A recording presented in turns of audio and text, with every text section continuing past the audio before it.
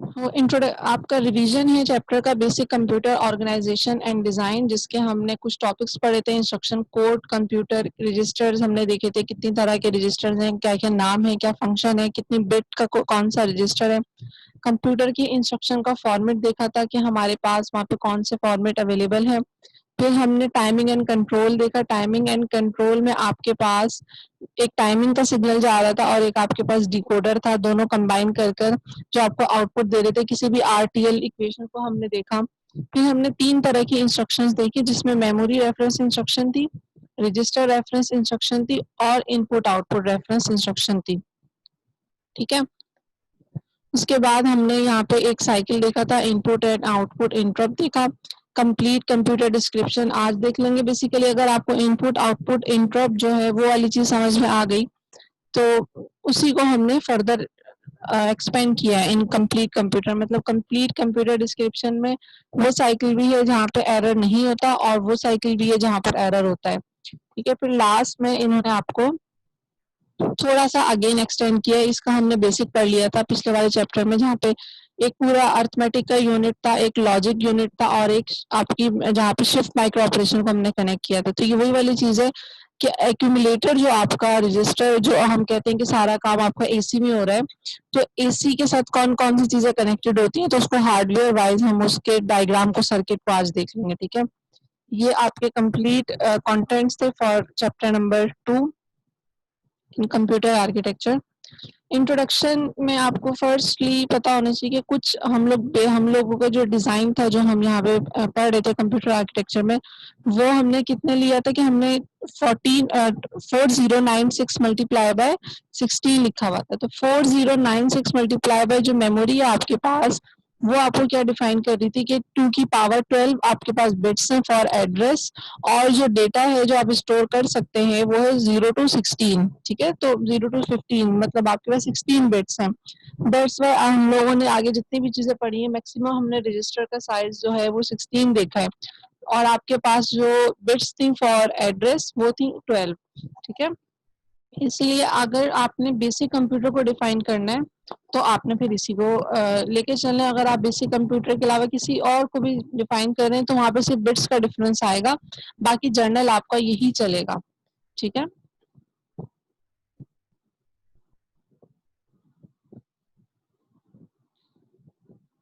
फिर इंस्ट्रक्शंस पे हमने देखा था कि प्रोग्राम सीक्वेंस ऑफ इंस्ट्रक्शंस होती हैं, और इंस्ट्रक्शन में आपके पास मल्टीपल आप ग्रुप ऑफ बिट्स होती हैं जिसमें आप कंप्यूटर को डिफाइन कर रहे होते हैं कि आपका ऑपकोड क्या है, आपने टास्क क्या परफॉर्म करना है, रजिस्टर में जिस रजिस्टर में काम करना है वो कौन सा रजिस्टर है, उसका एड्रेस क्या है।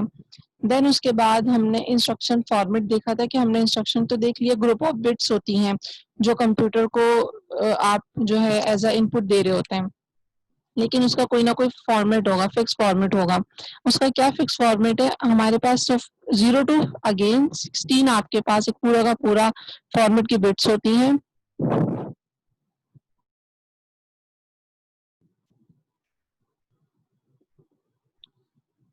और जो फर्स्ट बिट होती है वो एड्रेसिंग मोड की होती है आई, जो कि आपको बताती है कि आप जिस एड्रेस पे डेटा फॉरवर्ड कर रहे हैं वो एड्रेस डायरेक्ट है या फिर वो एड्रेस इनडायरेक्ट है। ठीक है। और उसके बाद आपका होता है ऑपकोड। ऑपकोड का मतलब कि कौन सा ऑपरेशन आपने परफॉर्म करना है, ऐड है, डिलीट है, रिमूव है, शिफ्ट है, कोई भी आपका ऑपरेशन कोड होगा। और लास्ट में आप उस अपने जो डेटा है जहां पर आपका ऑपरेंड रखा हुआ है उसका एड्रेस होता है। ठीक है। तो अगेन ये जो एड्रेस है 0 to 11 लिखा हुआ है, इसका मतलब है 12 बिट्स डेडिकेटेड है फॉर एड्रेस। ऑपकोड के लिए हमने 3 बिट्स लिए हैं और एक बिट हमारी एड्रेसिंग मोड को डिफाइन कर रही है, जो ये बता रही है कि डायरेक्ट है या इनडायरेक्ट। ठीक है। ये इंपॉर्टेंट था क्योंकि ये पता होना चाहिए, ये आगे बार बार हम इसको देखेंगे। न्यूमेरिकल्स में भी हमने इसको सॉल्व किया था। अच्छा, एड्रेसिंग मोड में हमारे पास एक चीज और यहाँ पे डिफरेंस है, वो है इफेक्टिव एड्रेस। क्या होता है इफेक्टिव एड्रेस, हम यहाँ आपके पास वो एड्रेस होता है जिस एड्रेस पर आप जाएंगे और वहां पर आपको आपका ऑपरेंड मिल जाएगा। यहाँ पे एक एग्जांपल दी हुई है डायरेक्ट एड्रेसिंग की, और एक एग्जांपल हमने देखी इनडायरेक्ट एड्रेसिंग की। डायरेक्ट एड्रेसिंग में इंस्ट्रक्शन में आप कैसे डिफरेंशिएट करते हैं कि आपकी जो एक बिट हमने डेडिकेट की थी लास्ट वाली आई बिट, वहां पे अगर 0 लिखा हुआ है तो ये डायरेक्ट एड्रेस है, और अगर वहां पे आपका 1 लिखा हुआ है तो ये इनडायरेक्ट एड्रेस है। ठीक है। और इफेक्टिव एड्रेस कौन सा है आपके पास? डायरेक्ट एड्रेसिंग में यहाँ पर जो आपने अपने इंस्ट्रक्शन फॉर्मेट में जो एड्रेस वाला पोर्शन था वहां आपने लिखा 457। 457 जो है वो आपका इफेक्टिव एड्रेस है। क्यों है? क्योंकि जब आप 457 पे गए तो आपको यहाँ पे क्या मिल गया? ऑपरेंड मिल गया। एज कम्पेयर टू इनडायरेक्ट जब आप 300 पर गए तो 300 पे जाने के बाद उसने आपको क्या किया? एक और लोकेशन पर डाइवर्ट कर दिया। तो इट मीन्स कि अगर आपसे इनडायरेक्ट एड्रेसिंग में पूछा जाए कि इफेक्टिव एड्रेस कौन सा होता है तो इसका आंसर कौन सा है इस एग्जाम्पल में? तो उसका आंसर होगा कि 1350 1350 जो है वो आपका इफेक्टिव एड्रेस है। ठीक है, तो दो तरह की हमारी, और आपके पास एक और ऑप्शन होता है, एक और आपका मोड होता है जो कि हम काफी सारे मोड पढ़ेंगे फर्दर चैप्टर्स में, यहाँ पे डिस्कस नहीं हुआ हुआ, जिसमें उस मोड का नाम होता है इमीडिएट एड्रेसिंग मोड। ठीक है, इमीडिएट में क्या होता है कि हम ना तो डायरेक्ट एड्रेस देते हैं और ना ही हम इनडायरेक्ट एड्रेस देते हैं। हम जो भी टास्क परफॉर्म करने को दे रहे होते हैं, जो भी ऑप कोड होता है उसके साथ ही हम उसका वैल्यू दे देते हैं। जैसे मैंने यहाँ पे लिखा 0, 0 इसलिए लिखा हुआ है कि वो डायरेक्ट बता रहा है, साथ में ऑप कोड क्या है? ऐड लिखा हुआ है।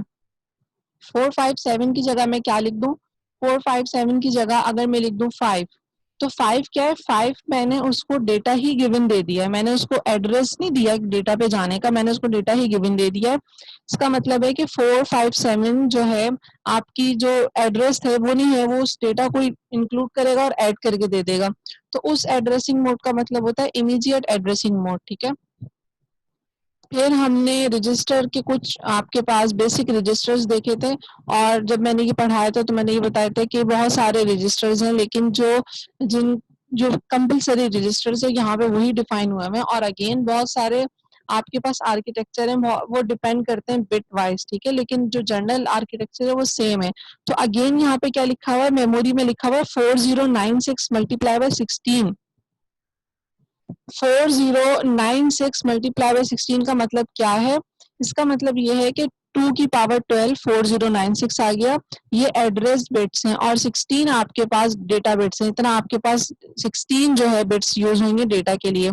तो जनरली जब बेसिक कंप्यूटर को डिफाइन किया जा रहा होता है तो इतनी ही आपके पास लिए जाती है बिट्स। पहले आप कुछ बुक्स में कम भी ले लेते थे, बट आपके पास हमें सिर्फ एक आर्किटेक्चर को डिफाइन करना है, हमारा फोकस उसकी बिट्स पे नहीं है। तो इसलिए हमने बेसिकली वही लिया है जो कि आपका कंपलसरी है आपके कंप्यूटर के लिए। अब उसके लिए जो आपके पास इंपॉर्टेंट रजिस्टर्स हैं, जो कि अगेन बेसिक रजिस्टर्स हैं, बेसिक कंप्यूटर रजिस्टर्स, उसमें एक प्रोग्राम काउंटर है, एक एड्रेस रजिस्टर है, एक इंस्ट्रक्शन रजिस्टर है, टेम्पररी रजिस्टर है, इनपुट आउटपुट रजिस्टर है, डेटा रजिस्टर है, और eight the and most important AC मतलब एक्यूमुलेटर रजिस्टर है। ठीक है, सब रजिस्टर्स की क्या बिट्स हैं, उनकी क्या एब्रीवेशंस है, और वो यहाँ लिखी हुई है, और उनकी क्या फंक्शन है एक एक पॉइंट का, वो भी यहाँ पे लिखा हुआ है। और कि डेटा रजिस्टर क्या टास्क परफॉर्म करता है, प्रोग्राम काउंटर क्या करता है, टेम्पररी रजिस्टर क्या करता है, एक्यूमुलेटर बेसिकली क्या है, इसका दूसरा नाम क्या होता है? Processor register. ठीक है, उसके बाद हमने यहाँ पर कॉमन बस सिस्टम देखी थी। कॉमन बस सिस्टम में आपके पास डिफरेंट यहाँ पर मल्टीप्लेक्सर्स को कनेक्ट कर हमने इसको कॉमन बस सिस्टम बनाया था। लेकिन कॉमन बस सिस्टम का पहले नाम समझ में आना चाहिए कि भाई इसको कॉमन बस सिस्टम क्यों कह दिया। इसको कॉमन बस सिस्टम इसलिए कह दिया क्योंकि हमने डेटा बस, एड्रेस बस, और इसके बाद तीसरी कौन सी बस होती है? Control bus. हमने इन तीनों बसेस को कंबाइन कर दिया है। हमने क्योंकि जैसे जैसे आपका जो कंप्यूटर है वो मॉडर्नाइजेशन की तरफ जा रहा है, हम क्या कर रहे हैं? अपनी सर्किटरी को कंप्रेस कर रहे हैं। हमारा जितना बड़ा सर्किट था पहले कंप्यूटर में, अब और कम हो गया, फिर और कम हो गया। तो हमने कॉमन बस में क्या किया है? पहली बात तो 3 बसेस को कंबाइन कर दिया है। सेकंड चीज कि डिफरेंट बसेस होंगी तो डिफरेंट सर्किट रिक्वायर्ड होंगे, डिफरेंट वायरिंग रिक्वायर्ड होगी, तो हमने 3 बसेस को कंबाइन किया। सेकंड, यहाँ पर आपकी जो कम्युनिकेशन हो रही है रजिस्टर टू मेमोरी या मेमोरी टू रजिस्टर, उसका पूरा का पूरा एक फ्लो बता दिया है इस सिस्टम के अंदर। और उसके हमने न्यूमेरिकल्स भी सॉल्व किए थे कि किस तरह से आपका जो है डेटा वो मूव हो रहा है एक रजिस्टर से दूसरे रजिस्टर में। क्योंकि मैं रिवाइज करवा रही हूँ कंप्लीट चैप्टर, तो मैं यहाँ पर बस आपको थोड़ा सा एक समराइज करके बता देती हूँ किस तरह से मूव हो रहा है डेटा। कि आपको किसी भी रजिस्टर से दूसरे रजिस्टर में जब डेटा मूव करना है तो उसका पहला जो स्टेप होता है वो ये होता है कि पहले आप उस डेटा को बस में ट्रांसफर कर दें। जब डेटा बस में आ जाएगा फिर आपने उस जो भी आपका रिजल्टेंट या आपका डेस्टिनेशन रजिस्टर है उस रजिस्टर की आपने एलडी मतलब लोड वैल्यू जो है वो 1 कर देनी है, ठीक है।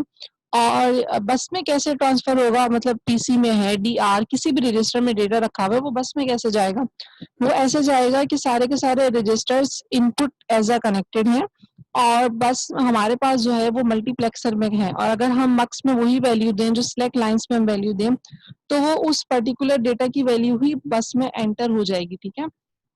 अगर मुझे एड्रेस रजिस्टर को एंटर करवाना है उसका एड्रेस बस में, तो ऑब्वियस सी बात है एड्रेस रजिस्टर कहाँ कनेक्टेड है, वो कनेक्टेड है पॉइंट नंबर 1 पर। तो मैं सिलेक्ट लाइंस पे क्या वैल्यू दूंगी कि मेरे पास जो आपका एड्रेस रजिस्टर का डेटा है वो कहाँ इन हो जाए, वो बस में एंटर हो जाए, ठीक है। और अगर मुझे पीसी का डेटा बस में एंटर करवाना है तो मैं वैल्यू 2 दे दूंगी सिलेक्ट लाइंस पे, ठीक है। मुझे डीआर का करवाना है तो मैं 3 दे दूंगी। और उसके बाद जब पहला स्टेप तो हो गया हमारा क्या कि आपने वो वैल्यू देनी है सिलेक्ट लाइन पे जिस वैल्यू का डेटा आप चाहते हैं कि वो किसी और रजिस्टर में ट्रांसफर हो जाए, बट वहां ट्रांसफर होने से पहले वो बस में ट्रांसफर होगा। तो हमने पहले उसको बस में ट्रांसफर किया, अब मुझे उस पर्टिकुलर रजिस्टर की जो वैल्यू है एलडी उसको ऑन कर देना है, ठीक है। आज के इस चैप्टर का जो लास्ट टॉपिक है वो है एक्यूमुलेटर का जो रजिस्टर होता है, मतलब एक्यूमुलेटर के रजिस्टर की जो हार्डवेयर है जो सर्किट डायग्राम है वो हम देखेंगे। तो वहां पर हम देखेंगे कि एलडी वैल्यू ऑन कैसे होती है। एलडी के साथ आपके बहुत सारे लॉजिक गेट्स लगे हुए हैं जो आप लोगों ने डिजिटल लॉजिक डिजाइन में पढ़े होंगे। दैट्स वाई हम इतना डिटेल नहीं देखेंगे क्योंकि यहाँ पर भी हम कोई सर्किट डायग्राम नहीं देख रहे हैं, हम ब्लॉक डायग्राम के फॉर्म में ही समझ रहे हैं। बट वो आपको एक्यूमुलेटर में थोड़ा और आइडिया हो जाएगा कि अगर आपने किसी एक भी रजिस्टर का देख लिया कि लोड किस तरह से ऑन होता है तो हमें सारे रजिस्टर का समझ में आ जाएगा, ठीक है। बट कॉन्सेप्ट इतना है इसका कि यहाँ पर पहले वैल्यू बस में आती है, बस में आने के बाद आपका जो भी रजिस्टर होता है उसकी लोड वैल्यू को हम बंद करते हैं तो वो उस रजिस्टर में एंटर हो जाती है, ठीक है। कॉमन बस सिस्टम के न्यूमेरिकल हमने ये इसका न्यूमेरिकल है ये हमने किया था। देन हमारा टॉपिक था कि बेसिक कंप्यूटर इंस्ट्रक्शन का फॉर्मेट तो हमने देख लिया था कि पहले आई बिट होती है, फिर आपकी ऑप कोड होती है, फिर लास्ट में एड्रेस होता है, ठीक है। 3 पार्टीशंस में डिवाइड है। आई आपका बता रहा होता है मोड कौन सा है, ऑप कोड आपका ऑपरेशन बता रहा, एड्रेस आपका आपको डाइवर्ट कर रहा होता है आपके ऑपरेंड की तरफ। अब 3 आपकी इंस्ट्रक्शंस हमने देखी थी, memory reference, register reference, input output, ठीक है। कंप्यूटर जो है वो पूरा का पूरा इसी पर डिपेंड कर रहा है, इसके अलावा कोई चौथी चीज कंप्यूटर में नहीं है। या तो आपने मेमोरी में डेटा भेजना है या मेमोरी से डेटा लेना है, या फिर आपने रजिस्टर में डेटा सेंड करना है या फिर रजिस्टर से डेटा लेना है। और जब ये दोनों आपके टास्क परफॉर्म हो जाएंगे 100% आपका डेटा या तो आउटपुट पे जाएगा या फिर आप इनपुट से न्यू इंस्ट्रक्शन लेंगे। तो ये 3 तरह की बेसिक इंस्ट्रक्शंस होती हैं कंप्यूटर में, मेमोरी रेफरेंस, रजिस्टर रेफरेंस और इनपुट आउटपुट इंस्ट्रक्शन। उसके बाद यहाँ पे कुछ ऑप कोड आपको दिए हुए हैं कि आपके पास इन ऑप कोड को देखते हुए आप डिफरेंशिएट करेंगे कि आपकी जो इंस्ट्रक्शन है वो मेमोरी रेफरेंस है या आपकी इंस्ट्रक्शन रजिस्टर रेफरेंस है, ठीक है। हम उसके लिए हमारे पास एक पूरा का पूरा टेबल गिवन है, ये हाईलाइटेड इसलिए है, कहीं पर हमने हाईलाइट किया हुआ है क्योंकि हमने इसके न्यूमेरिकल सॉल्व किया था।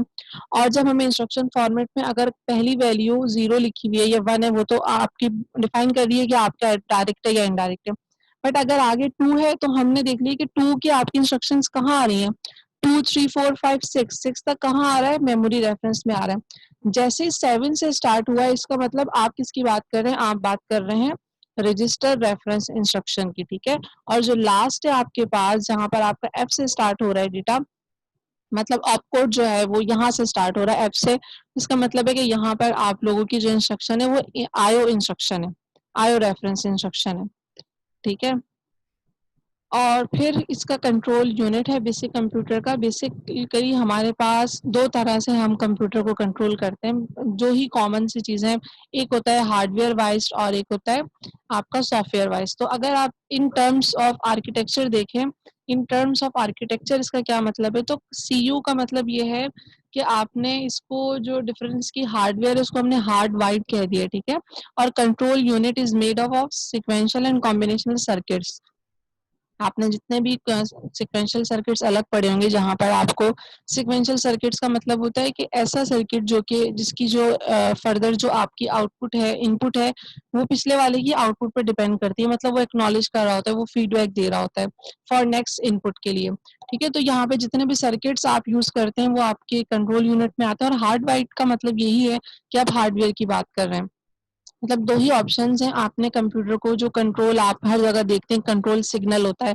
कॉमन बस जब हमने पढ़ी वहां पर भी हमने देखा था कि कंट्रोल सिग्नल था, मतलब क्लॉक था। तो आपके पास वो जो कंट्रोल सिग्नल है उसके कितने मेथड्स हैं, तो उसके दो मेथड्स हैं।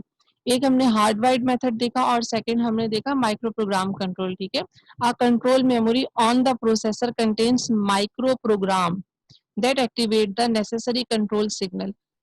विदाउट हार्डवेयर कोई चीज वर्क नहीं कर सकती, विदाउट सॉफ्टवेयर या विदाउट प्रोग्राम भी कोई चीज वर्क नहीं कर सकती। तो बेसिकली कंट्रोल यूनिट क्या है, कंप्यूटर का कॉम्बिनेशन है हार्ड वाइड और माइक्रो प्रोग्राम। ठीक है, अच्छा, अब क्योंकि हम लोग कंप्यूटर आर्किटेक्चर में ज्यादातर हम चीजों को उनके जर्नली उनको देख रहे होते हैं, और सेकंड चीज हमारा जो सेकंड जो स्टेप होता है वो होता है थोड़ी सी उसकी हार्डवेयर वाइज देख लें, क्योंकि रिलेटेड टू हार्डवेयर कोर्स है। तो यहाँ पे भी उन्होंने डिफाइन किया हुआ है कि हमने जो हार्डवेयर की बात की है, जो हार्ड बाइट की या जो कंट्रोल यूनिट की बात की है, वो एज अ हार्डवेयर बात की है।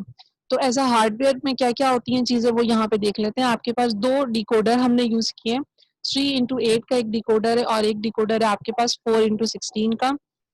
दोनों के दोनों आपके, अच्छा ये बॉक्स बना हुआ है जिसमें लिखा हुआ है कॉम्बिनेशनल कंट्रोल लॉजिक। इसके अंदर बहुत सारे गेट्स होंगे जो कि इस ऑपरेशन को परफॉर्म कर रहे होंगे और एट द एंड एक आउटपुट दे रहे होंगे, कंट्रोल सिग्नल दे रहे होंगे। हमने उसकी डेप्थ में नहीं जाना, हमने सिर्फ ये देखना है कि आपको नजर आ रहा होगा एक कंप्लीट इंस्ट्रक्शन ऊपर लिखी हुई है जहाँ पे लिखा हुआ है इंस्ट्रक्शन रजिस्टर 0 to 11 आपकी एड्रेस बिट्स हैं, 12 13 14 ये 3 बिट्स हैं जो कि डिकोडर में जा रही है, और डिकोडर क्या कर रहा है उसको 8 बिट्स में कन्वर्ट कर रहा है। 3x8 का आपका डिकोडर है। और यहाँ पे लास्ट में आपका आई बिट है, आई बिट डायरेक्टली कनेक्टेड है। जाहिर है आई बिट का क्या कसूर है कि आप उसको कनेक्ट नहीं करेंगे कंट्रोल सिग्नल में, तो आई बिट का जो डेटा है वो भी कंट्रोल सिग्नल में कनेक्ट होगा। और दूसरी साइड से जो आपका 4x16 डिकोडर है, यहाँ पर जो सिग्नल्स है वो टाइमिंग सिग्नल्स है। दोनों चीजें कंबाइन होकर, अच्छा अब क्या है इनमें आपकी चीजें फिक्स होती हैं। जैसे अगर हमने कहा कि आपके पास जो डिकोडर है जो कि D0 से लेके D7 तक है, यहाँ पर अगर D4 हो तो इसका मतलब एंड गेट होगा। और अगर आपके नॉर्मली ये इस तरह से बताया जाता है, लेकिन याद करने की जरूरत नहीं है आप लोगों को कि जीरो से आप लोगों को इसको जनरली समझना है, आप याद करेंगे 2 दिन बाद भूल जाएंगे। तो इसका एक हर चीज का हमारे पास एक चीज आपका कोड जो है वो फिक्स हुआ हुआ है। जैसे फॉर एग्जांपल अगर आपके पास D4 जा रहा है तो इसका मतलब आपने एंड ऑपरेशन परफॉर्म करना है। बस आपको ये पता होना चाहिए कि हर पर्टिकुलर बिट के अगेंस्ट आपका कोई ना कोई ऑपरेशन है। ठीक है, क्योंकि डिकोडर क्या होता है, डिकोडर के अंदर आपकी लॉजिक्स होती है ना, गेट होता है। देन आपके पास सेकंड वाला जो डिकोडर है, यहाँ पे सीक्वेंस काउंटर कनेक्टेड है, और सीक्वेंस काउंटर इसलिए कनेक्टेड है कि कंप्यूटर जब भी कोई भी ऑपरेशन परफॉर्म करता है उसके बाद उसको वो वैल्यू दोबारा से 0 कर देता है और दोबारा से स्टार्ट कर देता है, क्योंकि टाइमिंग भी दोबारा से सिग्नल जो है वो उसका दोबारा स्टार्ट हो जाता है। तो सीक्वेंस काउंटर हर आपके प्रोग्राम के बाद जो है उसकी वैल्यू 0 हो जाती है, क्योंकि वो आपको एक तरह से क्लॉक दे रहा होता है। तो सारी चीजें जो मैंने आपको बोली कि क्लियर का ऑप्शन होता है, यहाँ पर क्लॉक दे रहा होता है। और अगर आप जाहिर है जब आपने क्लियर नहीं किया, क्लॉक आप दे रहे हैं, तो आप अभी रनिंग कंडीशन में, रनिंग कंडीशन में क्या होगा, हर बार आप क्या करेंगे, इंक्रीमेंट करते जाएंगे। दैट्स वाई यहाँ पर सीक्वेंस काउंटर में एक आपकी जो कनेक्टेड है वो इंक्रीमेंट की भी कनेक्टेड है। तो ये हमने लास्ट टाइम देखा था control unit of basic computer. ऐसा ही कंट्रोल यूनिट जो है वो सॉफ्टवेयर वाइज है जिसमें मल्टीपल कमांड्स हैं। ठीक है, लेकिन हमने कौन सा कंट्रोल यूनिट देखा है, हमने हार्डवेयर वाइज कंट्रोल यूनिट देखा है।